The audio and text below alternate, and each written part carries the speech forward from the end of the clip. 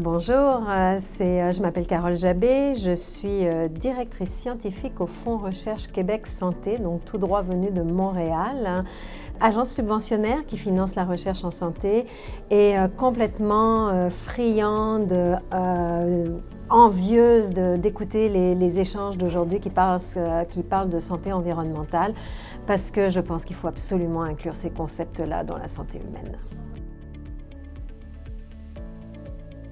Je dirais que la grande chose qui les différencie, c'est une seule santé, santé environnementale. On est un petit peu dans la discipline de l'impact, la conséquence. Moi, ce qui m'intéresse en santé durable, c'est l'intervention. C'est comment est-ce que je fais pour utiliser en fait les concepts d'une seule santé, les concepts de santé planétaire, pour venir changer mes approches de santé et établir un système de santé qui est durable, la durabilité de mes approches de santé et avoir de ce fait-là un maintien de la santé humaine qui soit beaucoup plus intéressant et pertinent et je vais le répéter, durable dans le temps.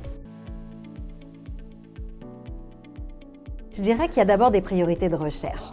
La santé durable, qu'est-ce qu'elle fait par rapport à l'acte de santé ou la recherche en santé très biomédicale? C'est qu'elle intègre l'ensemble des déterminants de santé. Si je veux suivre les déterminants de santé, il faut que je m'intéresse à des disciplines comme la santé numérique parce que j'ai besoin de données. Il faut que je m'intéresse aux disciplines qui vont croiser toutes les données de santé, les données environnementales, les données de revenus, les données d'éducation, pour mieux développer, pour avoir des approches de santé qui sont plus adéquates avec ce qu'on appelle la santé de précision. Je vais m'intéresser forcément à la promotion de la santé, à la prévention, à la santé publique. Je vais m'intéresser aux santé mentales qu'on oublie à chaque fois et qui sont en liaison avec la santé physique. Mais si je fais tout ça, j'aurais déjà bien progressé, mais ce n'est pas suffisant. Une autre des priorités est vraiment la priorité des partenaires. Comment je le fais, avec qui je le fais.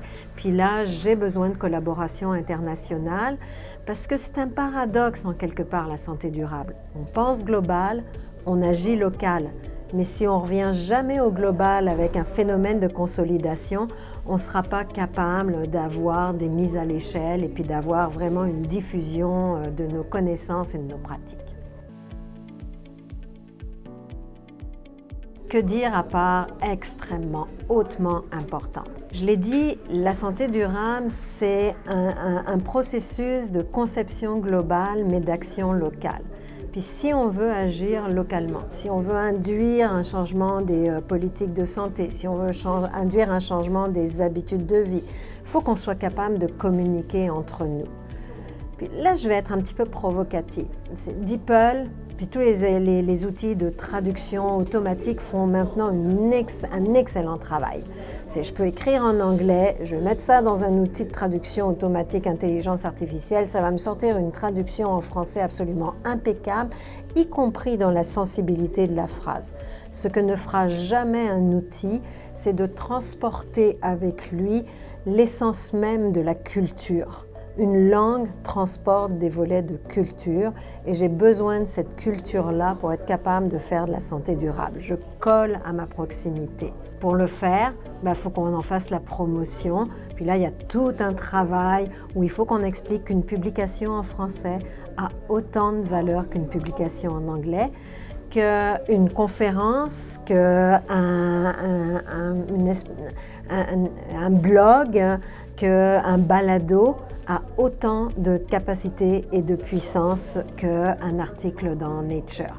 Donc ça, c'est vraiment le travail de promotion de la science en français qu'on se doit de faire et pour lesquels il faut qu'on s'associe très fort.